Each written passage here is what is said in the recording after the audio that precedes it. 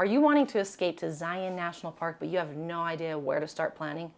Imagine if you could hear from a Southern Utah local on all the tips and tricks and resources to make planning your adventure a breeze. My name is Sierra McCleve. I built 3 tiny houses very, very close to Zion National Park because I love the area so much, and I wanted to give people a unique experience on adventuring, escaping, and relaxing in Southern Utah. I grew up in Southern Utah. I'm a local and native, and I have the inside scoop. Let's get down on 3 tips to really help you get started planning an amazing trip to Zion National Park. Number 1, don't overcomplicate it. I am convinced that you could just drive through the national park and still have the experience of a lifetime. So don't overcomplicate it.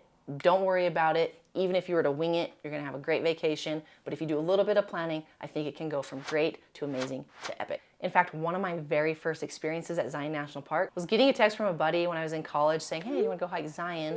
We went in a big group. I thought it was gonna be hikes. We ended up canyoneering and hiking for like 8 hours. It was not what I expected, but absolutely one of my favorite memories in my entire life. I will never forget it. It was so incredible and amazing.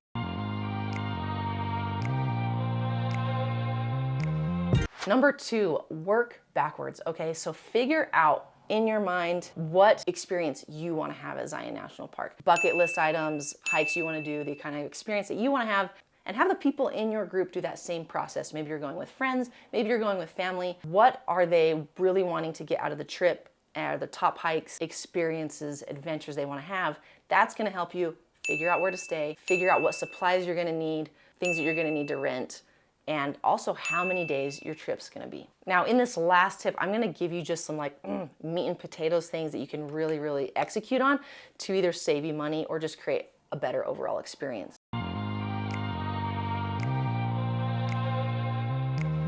So get the annual Parks Pass. The annual National Parks Pass, as of right now, June 2022, it's about $80. It gives you access to any of the national parks in the United States. Okay, there are 5 in Utah alone, and Bryce Canyon is like a stone's throw away from Zion National Park. Per car, I believe it's $35. So if you go for a few days and enter the park a couple times, you're already at $70. So that's gonna save you a lot of money. Number 2, parking in the park can be a little bit tricky. Let me explain how this works. At the south main entrance, when you go past, there is free parking there at the visitor center.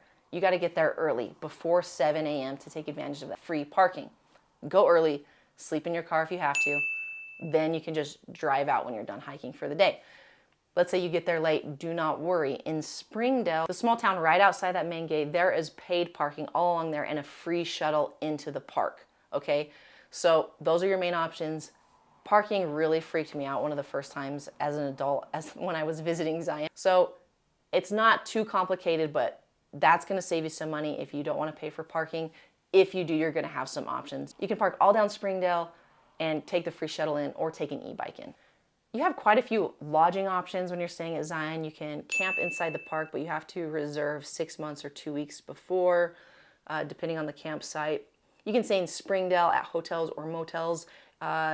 You'll have really close access to the park. The food, gas, groceries, that kind of thing in Springdale are a little bit more expensive too. I mean, it's obvious, it's right outside the national park. The thing I suggest most is staying in an Airbnb or something in Hurricane. That is how you pronounce it in Utah, the city, not the storm. The storm is hurricane, okay?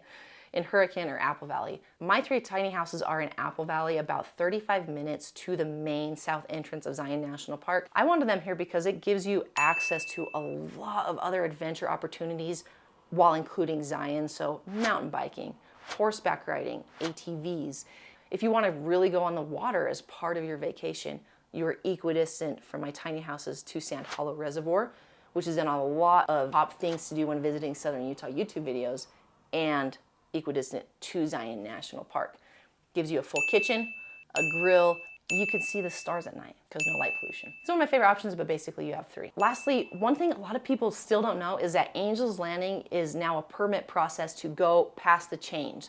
So it's a lottery system that you apply the night before on the Zion National Park's website for your permit to allow you to go the next day. Now, you can go to Scouts Landing, which is a flat area before the chains, okay? A lot of people are really freaked out by the chains. It is It is intense, and if you're afraid of heights, like, But at Scouts Landing, you're still gonna have very beautiful sights. It's absolutely worth it. But just know, if you're wanting to go up the chains all the way to the top of Angel's Landing, you got to apply the night before on the Zion's National Park website. So to quickly review, don't overcomplicate it. It's an amazing, amazing place. Whoa. Okay, I realized my summary was about to be way too long. And we both know that you want to just get to planning your amazing trip to Zion. So let's just summarize very quickly. Number one, don't overcomplicate it. You're going to have a great time no matter what. A little bit of planning just is going to help. Number two, work backwards. So figure out the things you really want to do. Go from there. It's going to help decide a lot of other important factors for your trip. Number three, follow those mini tips. Help save you some time, energy, money to really get the most out of your stay. Now let's get to the good stuff and hit the easy button on one important step, lodging. Click the link below to check out my tiny houses that are very close to Zion National Park. They're clean, very affordable, such unique, fun experience. Let me know if you have any questions.